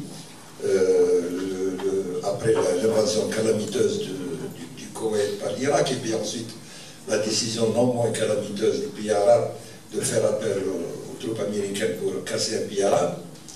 Et sur le chemin du retour, Kadhafi nous a invités à passer la nuit là-bas, à Tripoli. Alors, à un moment donné, il m'a posé une question, il m'a dit, vous, les Algériens, je vous soupçonne d'être plus proche de l'Europe que vous l'êtes des Arabes. Et j'ai bien senti qu'il a posé cette question, non seulement pour me piquer, mais il s'attendait à une protestation. Et spontanément, je lui ai dit, vous avez parfaitement raison. Parce que nous sommes des Méditerranéens. Je lui ai dit, nous sommes des Méditerranéens. Nous sommes devenus arabes, disons culturellement, il y a 14 siècles. Mais il y a 20 000 ans, tous les habitants du pourtour de la Méditerranée, c'était ce qu'on appelait les proto-méditerranéens, et c'est ça qui a donné chez nous. Alors, je dis, vous êtes vous aussi, monsieur le président, vous êtes vous aussi berbère, et évidemment, sans négliger la dimension arabe extraordinaire qu'a apporté l'islam, le fondement. Et je lui ai expliqué que cette Algérie-là, ou même l'Afrique du Nord, a été d'abord animiste, et puis elle a connu une période judaïque très longue, et ensuite une période chrétienne très longue, dans celle qu'elle a produit le plus célèbre théologien à l'Église catholique, c'est Saint Augustin. Alors, ceci me conduit donc il y a un travail d'information très important à faire sur certains aspects de la berbérité. Très peu de gens oublient que nous sommes un pays berbère. Mais, et ça se trouve dans la Constitution, en plus de ça, notre dimension arabe est là, notre dimension musulmane. Alors, le deuxième point, quand j'étais ambassadeur, vous avez écouté, j'ai reçu Ismaïl. C'est le comique. Il était en quête de retrouver son identité. Et il m'a posé la question. Il m'a dit, monsieur l'ambassadeur, vous êtes kabyle ou algérien? Alors, il a fallu beaucoup de temps pour l'expliquer. Je dis, c'est comme si, par exemple, je demandais à un Français, est-ce que vous êtes auvergnat ou français? Ou bien, est-ce que vous êtes breton ou français? Et alors, je lui ai expliqué que, ethniquement, c'est-à-dire par le sang, nous sommes à 95% des berbères. Et même ce qu'on appelle la civilisation arabo-berbère, qui a conquis l'Espagne, la direction politique c'était des Arabes, mais le gros des troupes, c'est des berbères. Tariq Mziyad, qui a donné son nom à Gibraltar, le chef militaire était berbère, et le gros des troupes était berbère. Et là aussi, il y a un travail d'information à faire. Enfin, vous avez parlé d'évoquer le terrorisme. Bon, je ne voudrais pas manquer cette occasion pour vous dire toute ma sympathie et la solidarité. Et je crois que ce n'est pas seulement la mienne, mais de tous les Algériens dans le drame que vous avez vécu en France avec le terrorisme aveugle. Dans cette affaire-là, j'ai des petits signaux, je vous charge de les transmettre là-bas. L'Algérie, malheureusement, a une grande expérience dans ce domaine-là. L'Algérie a souffert le martyr à cause du terrorisme activiste. Et elle a vécu ça toute seule, dans un isolement diplomatique total. Et dites à votre classe politique, pas seulement au gouvernement, que dans la lutte contre le terrorisme, le meilleur allié du gouvernement, ce n'est pas la technique, ce n'est pas la technologie, c'est la population. Parce que dans des pays comme le vôtre, la population peut aimer ou pas aimer le gouvernement, mais elle a dans sa culture que l'État est assuré pour sa sécurité. Et que par conséquent, le premier allié, c'est la population. Et à l'intérieur de la population, c'est la population musulmane. Ce sont les Français musulmans qui sont les premiers alliés de la lutte contre le terrorisme. Parce qu'ils savent très bien que lorsqu'il y a un non-musulman qui est tué, on a 10 000. C'est les mêmes. C'est les mêmes. Alors, il faut faire très attention. Ça, c'est votre problème. Vous dites, nous perdons tous les deux, parce que quand vous perdez, nous perdons. Mais il ne faut pas se tromper de l'adversaire. Et je trouve que je n'ai pas entendu un discours qui donne sa vraie dimension à cet aspect de la participation de la population française, musulmane, à la lutte contre le terrorisme. Voilà ce que j'avais à... C'est en fait un petit message. Alors, je terminerai par les éléments quand même. Je vous dis tout de suite que je suis un amoureux du foot et que ma tasse de thé, ce n'est ni Benzema, ni Athènes, ni Ribéry. Les footeux disent que ce sont des gens très brillants, etc. Mais moi, c'est comme mon amour. Hein. Moi, mon amour, c'est Pelé, Zizou, Maradona et Ben Barak. Mais il me semble bien que dans cette affaire, et je suis en train d'écrire quelque chose pour dédouaner, parce que je trouve que Éric Cantona était un peu injuste vis-à-vis de Didier Deschamps, en le considérant comme un peu responsable. Ce n'est ni Didier Deschamps, ni le président de la fédération, parce que ce sont des professionnels. Leur seul intérêt, c'est que l'équipe de France gagne, et ils ne se seraient jamais privés d'eux-mêmes des services de gens aussi brillants que Ribéry, Benzema et Athènes, qui par hasard se trouvent 3 musulmans. Alors, pourquoi je dédouane Didier Deschamps? Parce qu'en réalité, il faut dire les choses comme ça. Ce n'est pas lui qui a décidé de sélectionner. Ce n'est pas lui qui a décidé de c'est une partie des médias français qui a procédé à une exécution sommaire. Pour des raisons sur lesquelles on peut s'étaler.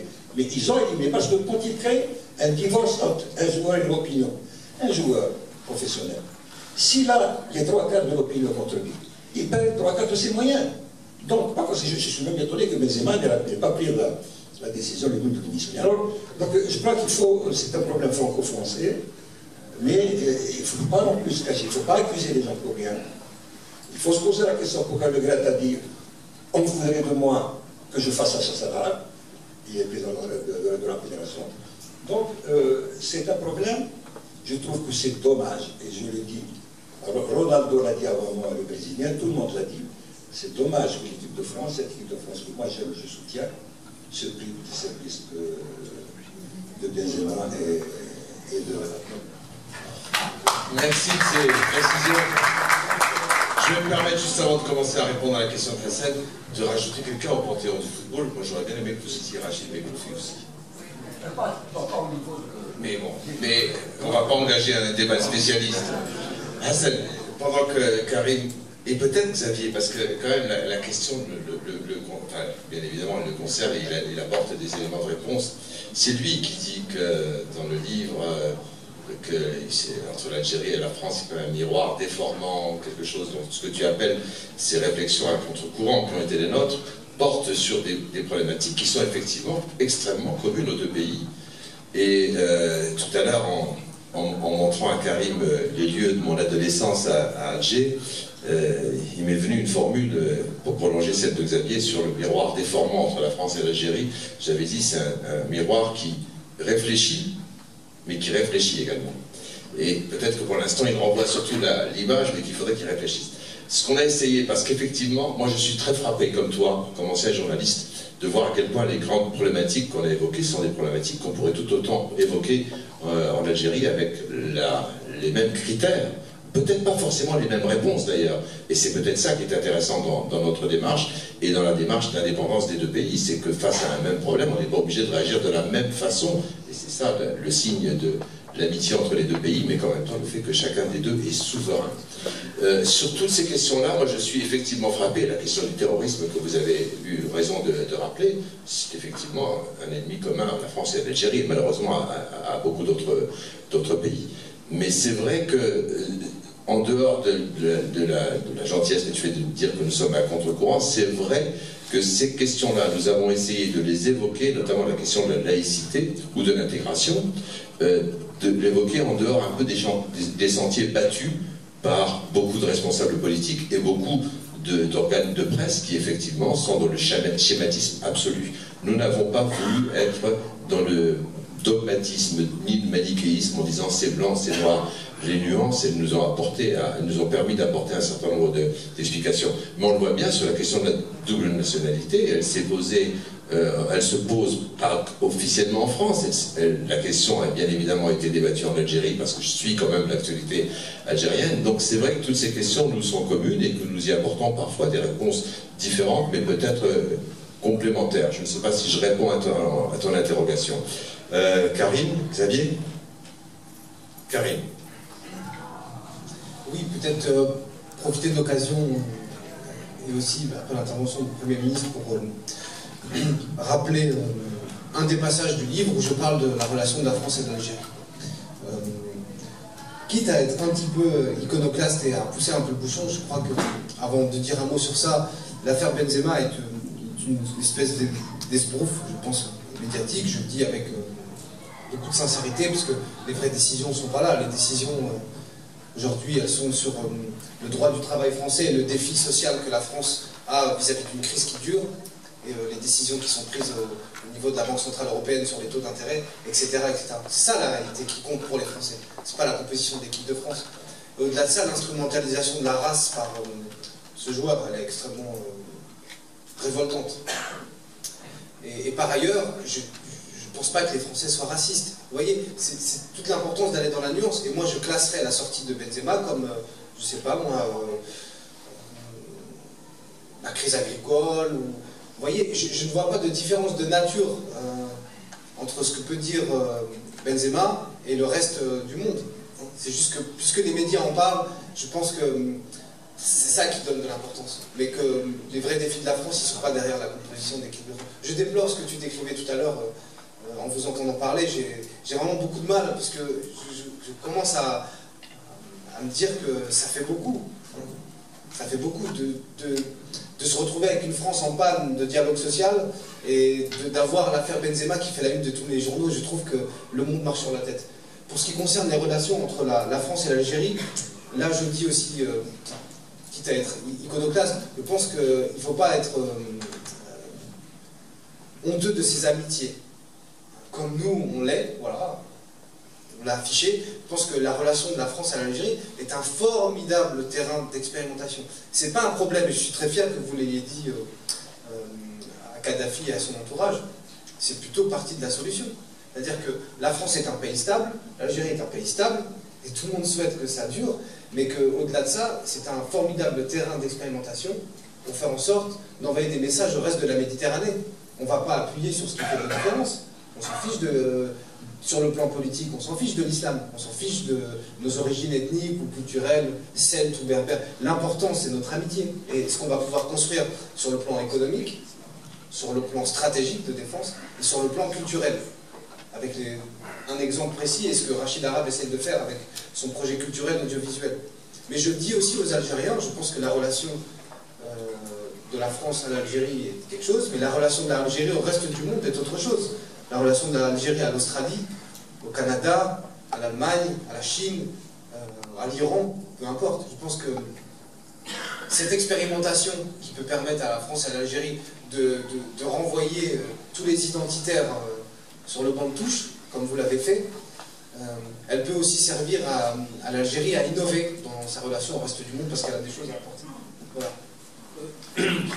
Moi, je suis incompétent, incapable de répondre sur le foot parce que je n'y connais rien. Tu as remarqué que je ne t'avais pas posé la question. Oui, incompétent sur les relations entre la France et l'Algérie. En revanche, je t'avais posé la question. Mais juste pour reprendre 2-3 points du Premier ministre, j'avais été frappé, comme sans doute les Bernard aujourd'hui, par le fait qu'à Alger, le rôle d'un ambassadeur, c'est aussi, ceux qui sont dans la salle, certains dans la salle le reconnaîtront, d'intervenir souvent pour des affaires de visa, pour des pères blancs. Et je me souviens avoir dit au Premier ministre, il y a quelques années, mais les pères blancs, ils font partie de l'histoire de l'Algérie. De même que les berbères, les musulmans, ils font partie de l'histoire de l'Algérie. Un deuxième souvenir qui me revient, c'est qu'il y a eu il y a quelques années à Paris une très belle exposition sur les Juifs d'Algérie. Et j'avais emmené un ami algérien qui est dans la salle, et il était très étonné de découvrir cette dimension de l'histoire de son pays, parce que dans le fond, il reconnaissait les mêmes caractéristiques de l'Algérie qu'il connaît aujourd'hui. Et puis troisième point, je pense que l'ambassadeur le sait mieux que moi, puisque je crois qu'il y était récemment. Je suis allé, comme toi Bernard sans doute, à Marseille voir cette belle exposition sur les cartes de l'Algérie. Là encore, c'est une troisième dimension de l'histoire de l'Algérie et qui montre que voilà, dès le Moyen-Âge, il y avait une attraction réciproque entre la France et l'Algérie. Donc voilà, ce sont 3 petites anecdotes qui me font compléter les propos du Premier ministre. Alors, Hassan Aïd Namara, maintenant, oui. Bonjour tout le monde, Hassan Aïd Namara, journaliste, quotidien Courrier d'Algérie. Voilà. Donc, vous êtes 4 co-auteurs qui viennent de divers horizons, et 4 parcours différents, comme l'a si bien dit M. Xavier Daréancourt, qui ne prédispose pas à se rencontrer, à se croiser. Donc, il y a un problème en France, donc un problème de dialogue entre voilà, les différentes couches de citoyens qui représentent cette société. Mais entre vous, le dialogue est passé, ça marche bien, vous avez exposé vos idées, chacun a donné son opinion sur des questions qui sont souvent conflictuelles en France. Moi, ma question est toute simple. Qu'est-ce qui empêche ce dialogue de se répandre au niveau de la société? Pardonne-moi, tu peux répéter la question? Qu'est-ce qui empêche ce dialogue que vous avez mené bien à 4 de se répandre au niveau de la société? Je vais commencer de répondre. C'est essentiel. C'est vrai que ça ne sert à rien, mais on n'a pas la prétention de révolutionner la politique française et la société française. Ce qu'on a voulu faire, dans ce que l'autre Hassan appelait un livre à contre-courant, c'est d'évoquer ces questions-là, pas tellement sous des points de vue, je ne suis pas tout à fait d'accord avec toi, c'est plutôt des angles de vue. On n'est pas exactement situés de la même façon. Quand j'étais étudiant en journalisme, une des premières choses que j'ai réussi à apprendre, c'est que quand on assistait à un événement, on le décrivait différemment. Si on assiste à un accident de la route, on le décrit différemment suivant l'endroit, le trottoir sur lequel on se trouve. Ça m'avait beaucoup marqué sur la façon dont on restitue les choses. Pour aller dans le fond de ta question, on n'a pas la prétention de révolutionner la réflexion française. On avait simplement, je n'engage que moi, on avait simplement la prétention de dire qu'il y a 4 personnes vivant sous le même toit, la fameuse copropriété définie par Xavier, qui sont capables de mettre à jour leur, pas différence, mais la diversité de leurs réflexions et de continuer, comme l'a rappelé Karim, d'être amis. Et je pense que c'est ça la définition d'un pays, c'est que nous vivons sous un même toit, nous ne sommes pas de la même famille, nous ne sommes pas toujours des mêmes origines, nous n'avons pas les mêmes essences sociales, très souvent, et pourtant nous devons partager un pays. C'est cette fameuse idée du partage de la République qu'on a beaucoup citée. On cite quelqu'un qui pour nous était une référence, c'est Ernest Renan qui avait dit, bien avant nous, que la République c'est un plébiscite du quotidien. Un plébiscite au quotidien, et qu'effectivement chaque citoyen, que ce soit en Algérie ou en France, tous les jours, par son attitude, il n'y a pas simplement au moment des votes, des scrutins, tous les jours par son attitude, il contribue à la marche de son pays. Et ça n'est pas en lissant toutes les réflexions et toutes les opinions qu'on y arrive, c'est simplement en faisant en sorte que les opinions des uns n'interdisent pas celles des autres. Et c'est ce que ce livre-là a essayé de faire à la petite dimension de 80 de nuances françaises. C'est comme, vous le savez, hein, on dit qu'il y a autant de Français que le sélectionneur de l'équipe nationale. Donc, je sais que c'est la même chose en Algérie. Beau match contre les Seychelles, en fait. Vous l'avez vu, non? Ouais, 1-0. 2-0. J'ai vu que la première mi-temps, là. Après, nous étions... Xavier, peut-être, plus sérieusement sur la question de la nationalité. La semaine dernière, dimanche dernier, je crois qu'il y avait à Verdun la chancelière Kohl, Merkel, le président de la République française. Mais il y a quelques années, il y avait eu Jacques Chirac et le président de la République algérienne. Et j'ai emmené là aussi un ami algérien à Verdun, et il était étonné de découvrir le carré musulman qui avait été inauguré par le président Bouteflika et de voir toutes ces tombes musulmanes. Et Karim racontait que son grand-père était à Verdun. Donc voilà, c'est une façon aussi de répondre à cette question. Et deuxième chose, bon, quand je me suis mis à lancer, à réfléchir à ce livre, je suis allé en parler au ministre de l'époque, à notre ministre commun, Bernard et Alexis. Et je lui ai dit, je vous rassure, c'est pas un livre de mémoire, c'est pas un livre d'anecdotes, c'est encore moins un livre sur la diplomatie française, parce que j'en serais incapable. C'est pas un livre de souvenirs. Il y a des tas de gens qui écrivent des horreurs ou des livres de souvenirs horribles sur l'administration ou sur le Quai d'Orsay. Je dis c'est juste un livre de réflexion de citoyen, mais en même temps, comme je suis encore, monsieur le ministre, un haut fonctionnaire sous votre autorité, je viens de vous prévenir et puis vous demander l'autorisation d'écrire ça. Et il m'a encouragé chaleureusement. Il m'a dit, au contraire, allez-y, vous témoignerez en tant que citoyen, mais aussi vous donnez une autre dimension des hauts fonctionnaires français qui sont tellement et souvent critiqués. Donc voilà, je crois que c'est une démarche citoyenne, comme l'a rappelé Rachid. Je vais dire un petit mot, je vais à nouveau casser l'ambiance. L'ambiance est très bonne. Non, mais je crois que c'est ça, c'est un dialogue citoyen direct, non intermédiaire, et je crois que c'est une partie de la solution. Vous posiez la question de savoir ce qu'il faudrait faire, d'où vient le problème. Je crois que les deux seront liés. Le problème, il faut aussi rapporter, moi j'ai pas tellement d'anecdotes parce que j'ai pas beaucoup de recul, mais c'est il y a des responsables au fait que les sujets soient montés en boule de neige ces derniers temps. En partie les médias, mais aussi... Ne me regarde pas quand tu dis non, ça. Non, mais je dis ça parce que je repense à l'affaire Benzema, par exemple, ou bien les politiques. Je veux dire par là que lorsque les sujets identitaires sont pris en charge par les médias ou par la parole politique, ça crée un effet boule de neige. Je vous donne un exemple. La décennie 2000 a été le théâtre de la jonction entre deux initiatives. Des gens qui étaient des entrepreneurs de l'identité. Ils ont cru que l'identité était un produit, ils l'ont mis sous emballage, ils l'ont vendu, ils ont fait des choses. Les premiers, c'est beaucoup de gens de mon entourage, des gens des cités, des enfants de banlieue, des enfants d'immigrés, qui ont cru que construire un discours sur la diversité en politique, ça allait être vendeur, et du coup, ils ont fait une offre.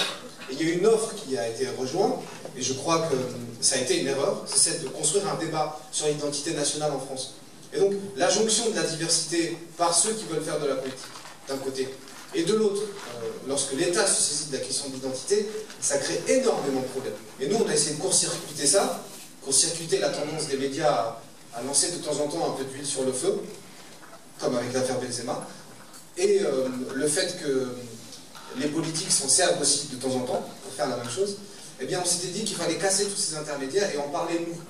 Et moi c'est comme ça que je comprends le dialogue citoyen. C'est ce qu'on a fait à trois, sans passer par nos partis politiques respectifs ou nos institutions ou nos associations. C'est en parler à trois et c'est faire ce qu'on fait aujourd'hui. À quatre. Parce que n'oublions surtout pas notre ami Nasser qui est lui à Paris au moment même. Je crois que monsieur a demandé la parole, je vous donne la parole ensuite, madame. Oh, pardonnez-moi, monsieur l'ambassadeur de Croatie. Merci beaucoup. Je ne suis pas français, je ne suis pas algérien. Personne n'est parfait, vous savez. Je suis croate et européen et je crois ambassadeur de Croatie en Algérie. J'ai pas encore lu votre livre, mais d'après tout ce que je viens d'entendre, il faut absolument que je le lise parce que j'aime beaucoup la France et j'aime beaucoup l'Algérie. En ce qui concerne mon joueur préféré, c'est Soudani qui joue à Dynamo Zagreb. Mais ce n'est pas vraiment une question, c'est peut-être une réflexion. En fait, si je comprends bien, c'est quand même 4 nuances de France sur le fond franco-algérien. Est-ce que si parmi vous il y avait un Français d'origine polonaise, d'origine vietnamienne, d'origine malienne, russe, pourquoi pas croate, est-ce que ce livre serait différent? Par définition, c'est vrai que ce n'est pas une question et que ma réponse sera un peu laconique. C'est vrai que par définition, il eût été différent ce livre. Mais c'est un peu comme l'idée qu'évoquait Sœur Elisabeth, de pouvoir effectivement évoquer, transmettre cette même réflexion à des questions européennes. Vous savez, parmi les rares reproches que nous avons subis sur le livre, il y en a 2 qui m'ont fait à chaque fois sursauter. On nous a demandé dans plusieurs manifestations un peu partout en France pourquoi il n'y avait pas de femmes parmi nous. J'entends cette réflexion. Xavier a rappelé que c'est un concours de circonstances, comme il l'a dit au tout début, qui a fait que nous étions ensemble. Et on nous a aussi parfois un tout petit peu reproché d'avoir tourné entre Algériens, j'allais dire de cœur. Moi, c'est quelque chose que j'assume, ce qui n'interdit absolument pas d'autres réflexions, d'autres livres sur d'autres échanges internationaux. Mais il me semble que la relation franco-algérienne, on n'est pas le premier livre sur cette question-là, on ne sera certainement pas le dernier, mais tellement spécifique qu'elle mérite plus qu'un livre beaucoup d'autres. Mais moi, si vous me faites découvrir la Croatie, je suis prêt à travailler l'été prochain. Je crois que madame avait une question. Rachid, si vous permettez, oui. On change. Bien sûr. Alors, on a privilégié une partie de la salle. Bien sûr.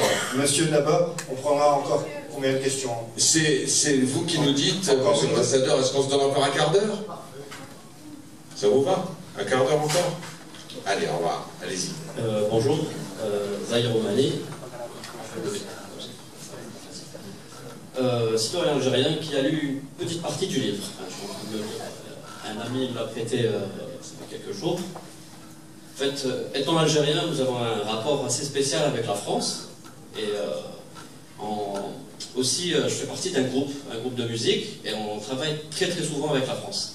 On fait des résidences artistiques en France, et on est très souvent invité comme regard extérieur de l'Europe. On a participé à plusieurs projets, et ces questions reviennent assez souvent. Et c'est quelque chose qu'on retrouve dans le livre, en fait, et c'est l'approche par rapport à la religion et à la laïcité. C'est quelque chose qui, à mon avis,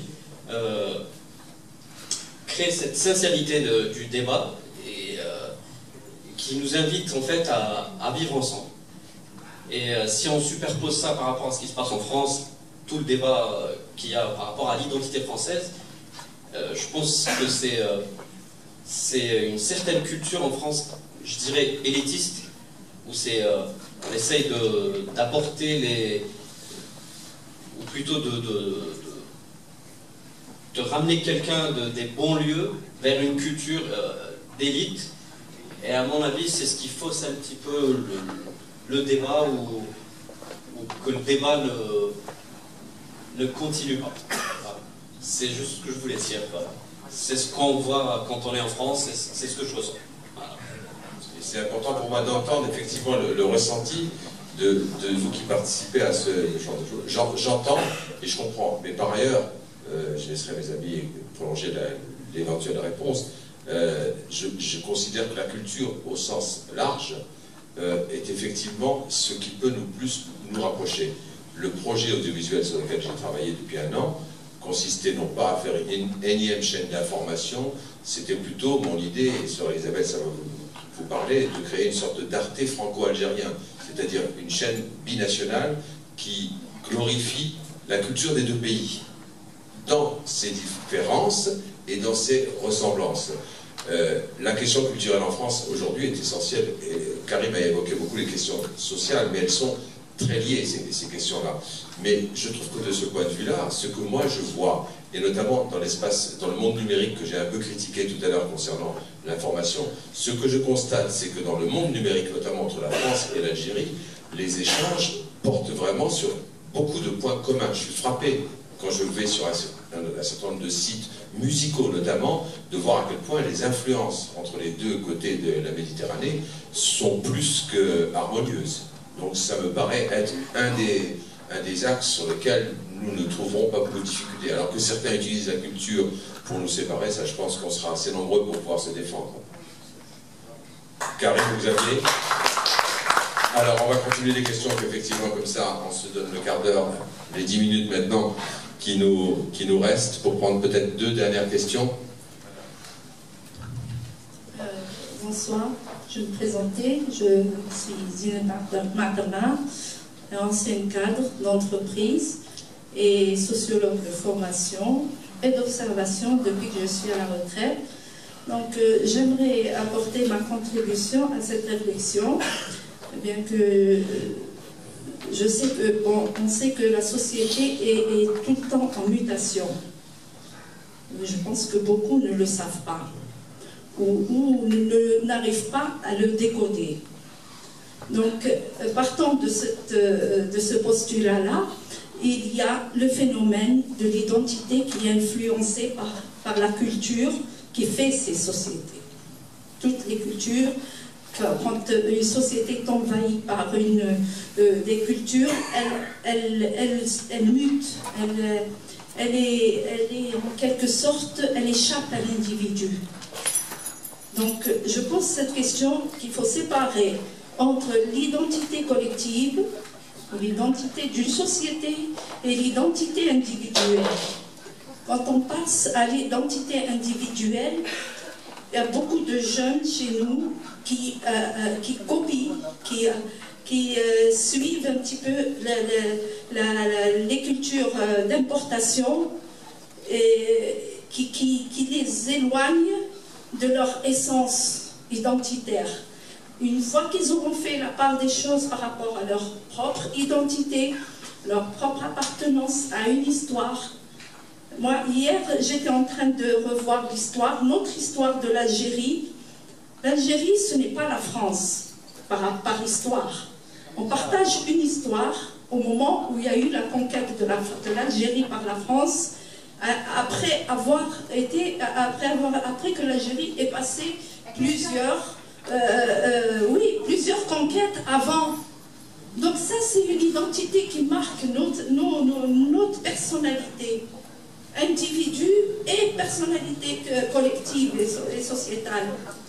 Et aujourd'hui, nous sommes encore là à voir, est-ce qu'il va y avoir une autre conquête, mais laquelle? Moi, je m'arrête là. Il y a la France qui a fait de l'Algérie ce qu'elle est aujourd'hui, une république. J'aimerais rester républicaine et que chacun sache à quoi s'en tenir par rapport à sa religion. Je suis musulmane, j'aimerais pas qu'on me dise il faut être chrétienne du jour au lendemain, comme ça, etc. Voilà. Merci, ça fait partie des interventions, parce que je disais tout à l'heure qu'on était là aussi pour vous entendre, donc c'est plus une intervention qu'une question. Rachid, je crois que monsieur, si vous voulez bien lever la main, demandez la parole depuis un moment, si tu veux bien. Allez, on fera une dernière là-bas avec monsieur, ne pas abuser du temps. Bonsoir. Rapidement. Je me présente. Ah, oh là là, j'ai peur avec votre papier, hein, pas trop long. Hein. Laissez-moi.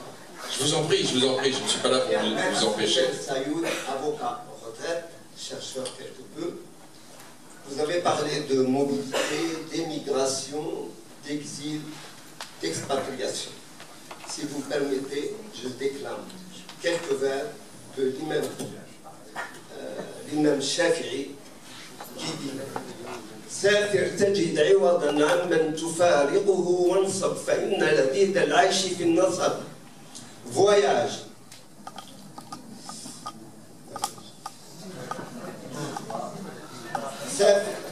Voyage. Tu trouveras qui remplacera celui que tu as quitté. Active. La meilleure vie, c'est activer, c'est peiner. ما في المقابل ذي لب وذي أدب مسرة فاترك الأوطان واغتربي. Le fait de ne pas bouger n'est point bon et utile. سافر تجد ما في المقابل ذي لب وذي أدب مسرة فاترك الأوطان واغتربي. Quitter le pays et émigrer. إني رأيت هبوط الماء يفسدني إن سال طاب وإن لم يجري لم يغضب.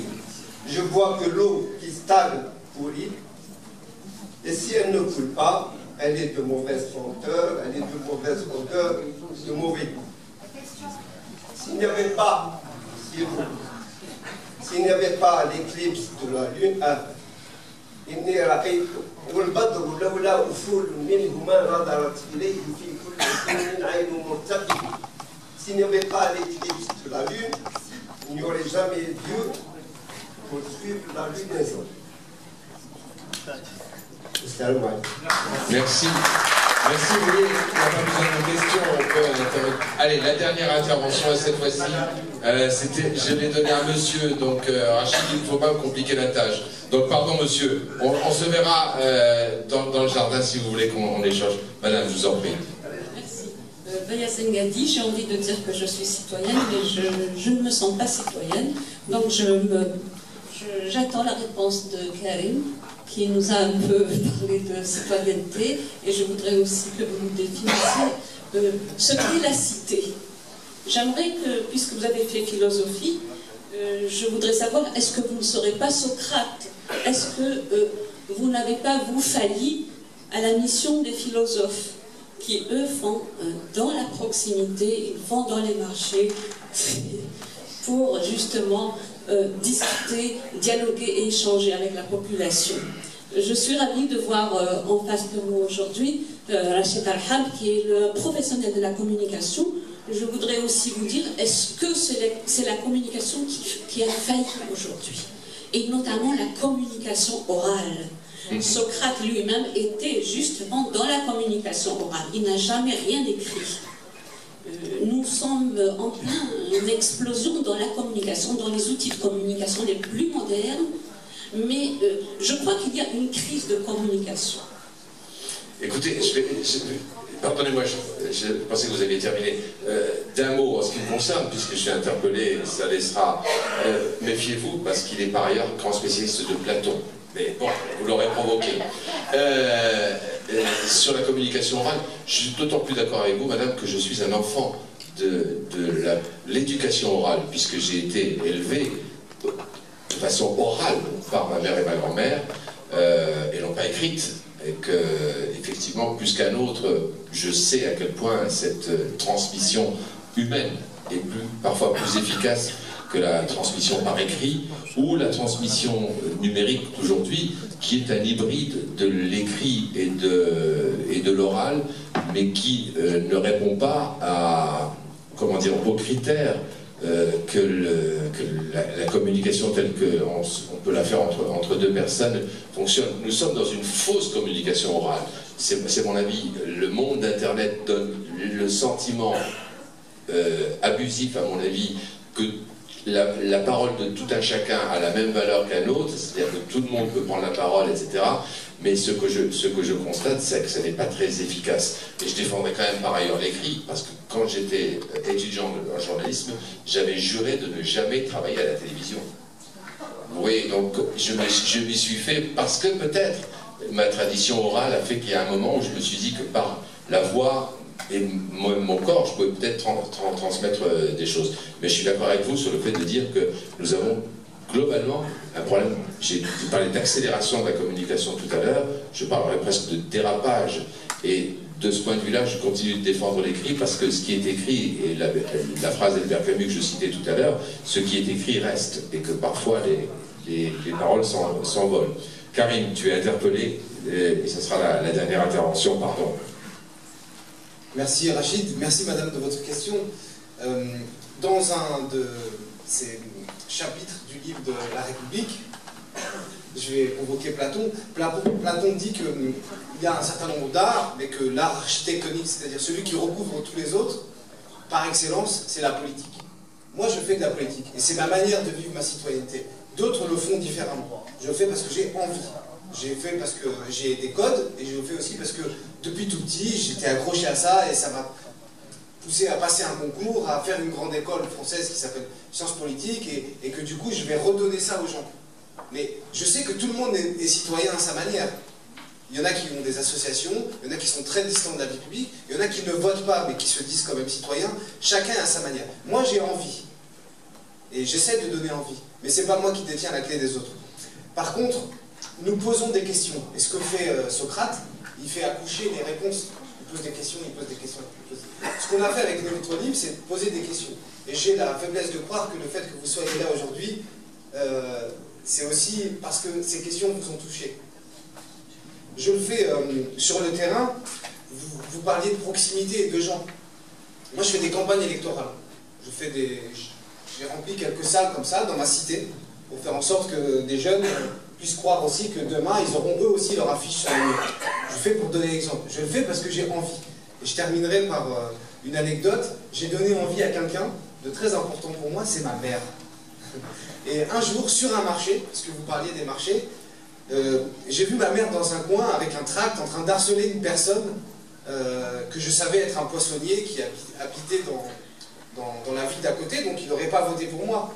Et je suis allé voir et je lui ai dit, mais maman, calme-toi, qu'est-ce que tu fais? Elle m'a dit, il faut qu'il vote pour toi, il faut qu'il vote pour toi.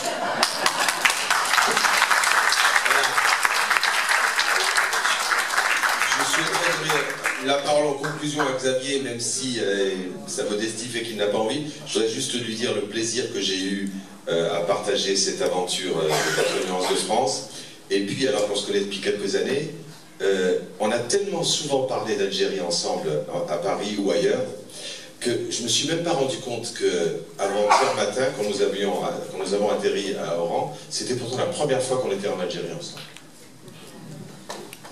Je voudrais renouveler mes remerciements à Alexis Andrès, à l'Institut français et à l'ambassadeur Bernard Rémy de nous avoir conviés ici et à Oran. Et puis juste en conclusion, dire que ce livre auquel je n'avais absolument pas pensé il y a 2 ans, mais finalement qui a germé un peu dans mon esprit à la fois de hauts fonctionnaires et de citoyens et d'anciens ambassadeurs à Alger, je crois que c'est en quelque sorte une espèce de message d'espoir pour montrer que malgré les difficultés, malgré les problèmes, malgré les tensions, tout n'est pas noir et tout n'est pas gris en France et qu'on peut discuter, s'écouter et échanger à 4 de générations différentes, de parcours différents, de religions différentes, d'origines sociales différentes, de professions différentes, et que nous avons regardé ensemble avec un scalpel la France et l'Algérie aussi un petit peu, chacun avec nos nuances et nos différences que nous n'avons pas reniées, mais que nous avons pleinement assumé tous les 4. Voilà, encore merci Bernard, merci Alexis d'avoir organisé ce débat.